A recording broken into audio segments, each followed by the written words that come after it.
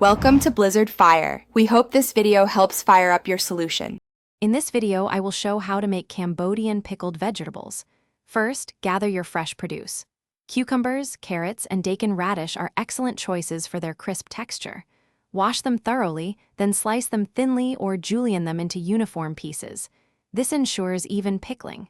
Next, lightly salt the prepared vegetables and let them rest for about 30 minutes. This crucial step helps to draw out excess water, preventing your pickles from becoming watery and ensuring a delightful crunch.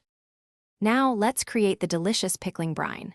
In a saucepan, combine 2 cups of water, 1 cup of white vinegar, 1/2 cup of granulated sugar, and 1 tablespoon of salt.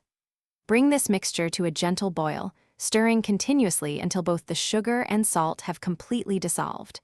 This ensures a perfectly balanced flavor. Once dissolved, remove the brine from the heat and let it cool down entirely. This step is essential before combining it with your prepared vegetables.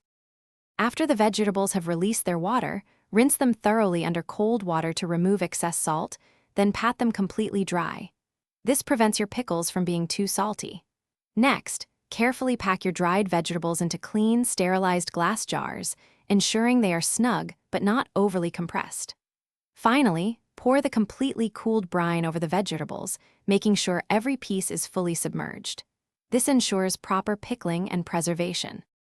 Once your jars are filled and sealed, refrigerate the pickled vegetables for a minimum of 24 hours. This allows the flavors to meld beautifully and the vegetables to absorb the brine. For the best taste and texture, aim to enjoy your homemade Cambodian pickled vegetables within 2 to 3 weeks.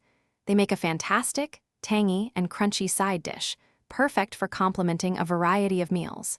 Enjoy your delicious creation. Thanks for watching. If you found this helpful, don't forget to like and subscribe.